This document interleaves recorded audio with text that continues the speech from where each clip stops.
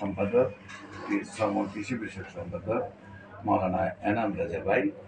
আমি আসলে আজকে ধন্য মনে করছি নিজেকে যে আপনার সাথে টকশোতে বসার সুযোগ পাওয়ার জন্য, এবং দেশবাসীকে ধন্যবাদ জানাচ্ছি এমনকি গুরুত্বপূর্ণ আলোচনাগুলি আপনাদের কানে পৌঁছানোর সুযোগ পেয়ে আপনাদেরকে ধন্যবাদ জানাচ্ছি। বিশেষ করে আমি বলবো, বর্তমান সরকার আফসোস হয় আমরা যে সরকারকে পতন ঘটাইছি আমাদের দেশের উন্নয়নের জন্য, আজ মনে হয় যে এর থেকে 10 গুণ ক্ষতি হয়ে যাচ্ছে দেশে।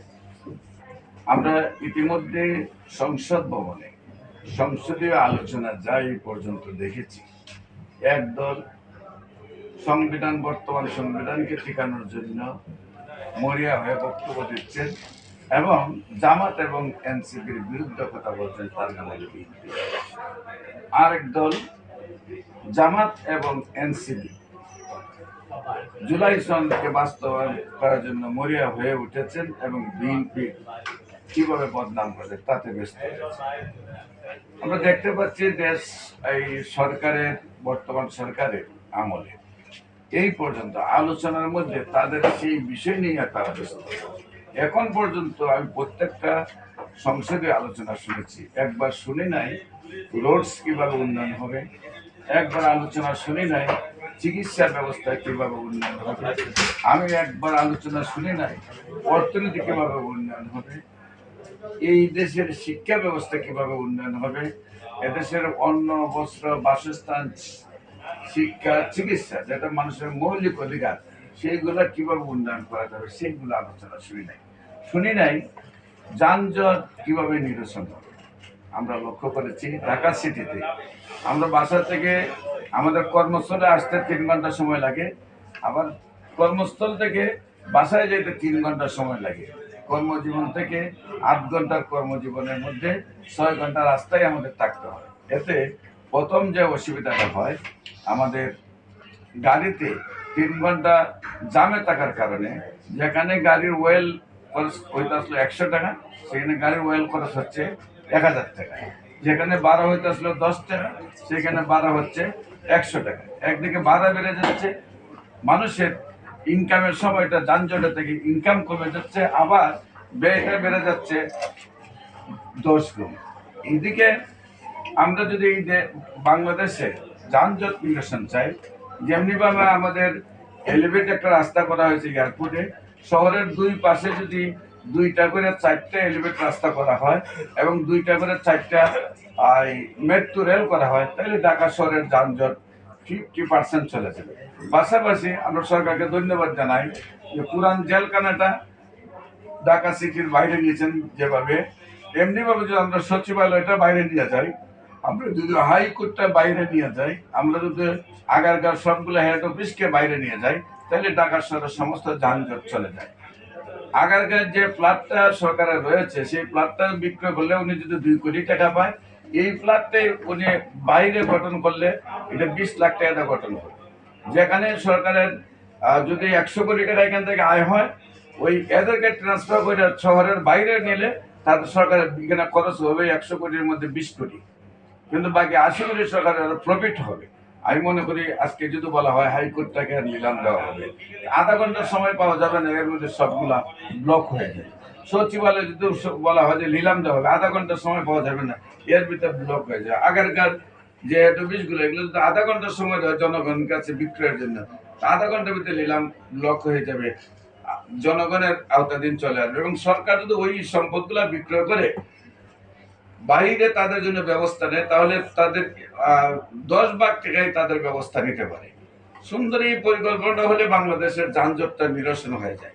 আমরা যানজট নিরসন করতে পারি না, একটা রোগের চিকিৎসা সঠিকভাবে করতে পারি না। আজকে আমাদের এই হামরোগে বাংলাদেশের মধ্যে মহামারী আকারে দেখা দিয়েছে। এই ব্যাপারে সরকার এবং বিরোধীদের কোনো ধরনের ভূমিকা আমরা দেখতে পাই না। মৌলানা এনাম রাজা হুজুর অত্যন্ত গুরুত্বপূর্ণভাবে বিষয়গুলা তুলে ধরেছেন। আমি মিডিয়া ভাইদেরকে অনুরোধ করব, ওনার এই গুরুত্বপূর্ণ বক্তব্য যদি আল্লাহ যায় ওনাদের মস্তিষ্ক ঢুকে, আল্লাহ তাদেরকে হেদায়েত করে, তাহলে এই দেশের মানুষের চিকিৎসা ব্যবস্থা উন্নয়ন হবে, মানুষের সবচাইতে মৌলিক যে অধিকারটা প্রথম নম্বর হলো অন্ন, তাকে খাইতে হবে। দ্বিতীয় তার যে মৌলিক চিকিৎসা চাহিদা সেটা হলো চিকিৎসা। সেই চিকিৎসা ব্যবস্থার প্রতি যদি গুরুত্ব না থাকে, এই সরকারগুলি ক্ষমতায় বসে করবে না আর কি। আমি মনে করি বর্তমান চিকিৎসা ব্যবস্থাটা একেবারে যা হওয়া দরকার তার 0 পয়েন্টে আছে। উদাহরণস্বরূপ আমি বলবো যে বাংলাদেশে এখন সবচেয়ে লেটেস্ট চিকিৎসা হলো হোমিওপ্যাথিক, এর আগে ছিল অ্যালোপ্যাথিক, এর আগে ছিল ইউনানি আয়ুর্বেদিক হার্বাল। সবচেয়ে লেটেস্ট যেখানে হোমিওপ্যাথিক সবার পরে জন্ম, সেই হোমিওপ্যাথিক 200 বছরের ইতিহাস হয়ে গেছে। 200 বছরের ইতিহাসে এখনো আমাদের দেশে 100 জন হোমিওপ্যাথিক ডাক্তার ভর্তি করা হয় বিএসএমএস, এর মধ্যে 50 জন ইংলিশ মিডিয়াম দিকে চলে যায়, বাকি 50 জনের মধ্যে 20 জন ফেল করে, 30 জন পাস করে। 30 জনের মধ্যে 30 জন সার্টিফিকেট হোল্ডার ডাক্তার হয়। ডাক্তার হয় সর্বোচ্চ 2 জন বা 3 জন। 2-3 জন ডাক্তার দেখে একটা দেশ চলতে পারে?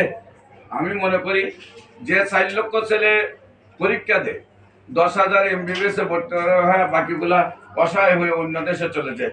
এই 4 লক্ষ ছেলেদেরকে প্রতি বছর যখন এমবিবিএস ভর্তি হওয়ার সুযোগ চায়, তখন তাদের এমবিবিএস এ ভর্তি করা হবে অথবা বিএসএমএস এ ভর্তি করা হবে। 4 লক্ষ ছেলেকে যদি আমরা সুযোগ দিতাম লেখাপড়া করার, আমাদের ছেলেরা 9 পয়েন্ট পাস করে মেডিকেলের স্বপ্ন দেখে, অথচ চীন 8 পয়েন্ট পাইলে তারা ভর্তি করে ফেলে। তাদের দেশের সবাইকে ভর্তি করে এবং অন্যান্য দেশের লোককেও ভর্তি করে। আমরা যদি এমনিভাবে অবাধে আমাদের দেশের ছেলেরা যেভাবে ডাক্তার হতে চায়, যেভাবে ইঞ্জিনিয়ার হতে চায়, আমরা যদি সেই সুযোগগুলো তাদেরকে দিতাম, এই বাঙালির মাথায় এত ভালো ছিল, সারা পৃথিবী যে শ্রেষ্ঠ ধনী দেশ বাংলাদেশকে করে দিত। চিকিৎসা প্রতিটা মানুষের মানে 100% চিকিৎসা ব্যবস্থা হয়ে যেত এবং আমরা বাংলাদেশের চিকিৎসাবিদরা সারা পৃথিবী দখল করতো এবং সারা পৃথিবী থেকে চিকিৎসা সেবা নিয়ে বাংলাদেশ একটি উন্নত কান্ট্রি রূপে রূপান্তরিত হতো। খালি চিকিৎসা ব্যবস্থাটা যদি আমরা উন্নয়ন করি, তাহলে কিন্তু আমার বাংলাদেশ ধনী রাষ্ট্র হয়ে যায়। সেই চিকিৎসা ব্যবস্থা একেবারেই নাজুক অবস্থা। আপনারা জানেন, কোনো একটা হাসপাতালে গেলে আপনারা একজনও বলতে পারবেন না হাসপাতাল থেকে ওষুধ পাওয়া যায়।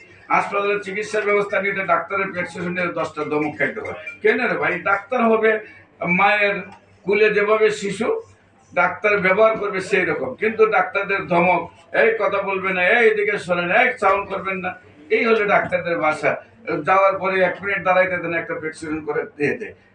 আমরা এখান থেকে মুক্তি চাই।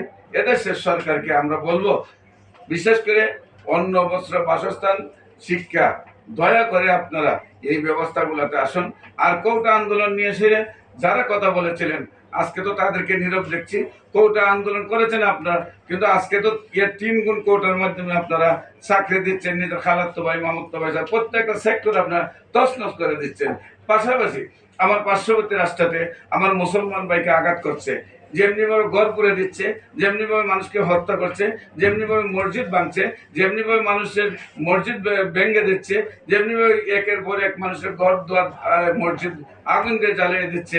কই রে ভাই, এই গণতন্ত্রবাদী ভাইয়েরা, আপনাদের তো কোনো বক্তব্য শুনি না। আপনারা কেন তাদের কথা তাদের নিন্দা জানান না? বিশেষ করে মাননীয় প্রধানমন্ত্রী এবং মাননীয় স্বরাষ্ট্রমন্ত্রী, মাননীয় প্রেসিডেন্ট মহোদয়ের সাথে আমি কিছুদিন আগে সাক্ষাৎ করেছি। আমি রইস হত্যার বিচারের জন্য দাবি নিয়ে ওনাদের কাছে গিয়েছি এবং আমি স্মারকলিপি দিয়েছি। আমি বলবো, আসুন আমরা দেশটাকে করার জন্য অন্যায় যে কে করুক তার সুন্দরভাবে যেন শাস্তির ব্যবস্থা করি। রইস হত্যা করেছে তারা, আপনারা মিডিয়া ভাইদের কাছে সবাই তাদের পরিচয় আপনাদের মিডিয়াতে আছে, অথচ তাদের কিন্তু অ্যারেস্ট করা হয় না। কিন্তু আমার যুব সেনা, ছাত্র সেনা ছেলেরা তার প্রতিবাদ করতে গেছে, তাদের মধ্যে 21 জনকে অ্যারেস্ট করেছেন, আজকেও মামলা ঝুলিয়ে রাখছেন। কি রে ভাই, এটা কোন রাষ্ট্রের মধ্যে আছি? আমি বলবো, আইন ব্যবস্থা যদি সঠিক না হয়, যেমনি ভাবে বিচার এবং বিচারের দাবি নিয়ে সেটা বাদী এবং বিবাদী মারা যায়, 10 বছর 20 বছর পরেও বিচারের রায় হয় না, এ তো হতে পারে না। আল্লাহ রাসূল বলেছেন, সূর্য উদয়ে যদি তোমার কাছে বিচারের জন্য কেউ আসে, সূর্য হস্তের আগে তুমি বিচার করবে, এবং সূর্য হস্তায় যদি কেউ আসে, আবার সূর্য উদয় হওয়ার আগে বিচার করতে হবে। এবং শ্রমিকদের মাথার গাম পায়ে পড়ার আগে তাদের শ্রমের মজুরি বুঝাই দিতে হবে। আমরা যদি ওই জায়গায় ফিরে আসি, তাহলে দেশটা শান্তিতে চলে আসবে। এখন তো জাহিলিয়াতের যুগের দেশ থেকে খারাপ হয়ে গেছে। সারা দেশ জুড়ে মারামারি, কাটাকাটি, হানাহানি, চুরি, ডাকাতি, রাহাজারি, কোন কারপি, নারী নির্যাতন, নারী হত্যা, অলান চলছে। আমরা চাই সেগুলো বন্ধ হোক। আজকে অন্তপক্ষে চিকিৎসাটা যথাযথভাবে সরকার দ্বারা ব্যবস্থা নিন এবং চিকিৎসা ব্যবস্থাকে উন্নয়ন করেন এবং মানুষের অন্য বস্ত্র বাসস্থানের ব্যবস্থা করেন। এই আবেদনটুকু আজকে এই আমাদের এই আলোচনা থেকে রাখছে। বিশেষ করে ধন্যবাদ জানাচ্ছি আমাদের উপস্থাপককে, উনি অত্যন্ত গুরুত্বপূর্ণ সময় আমাদেরকে ডেকেছেন এবং বিশেষ করে আমাদের মৌলানা এনাম রাজা ভাইকে ধন্যবাদ জানাচ্ছি। উনি অনেক ইন্টারন্যাশনাল ব্যক্তিত্ব, অনেক গুরুত্বপূর্ণ সময় আমাদেরকে দিয়েছেন। ওনাকেও ধন্যবাদ জানিয়ে আমি আমার আলোচনা এখানে শেষ করছি। সবাইকে ধন্যবাদ। আসসালামু আলাইকুম ওয়া রাহমাতুল্লাহি ওয়া বারাকাতুহু।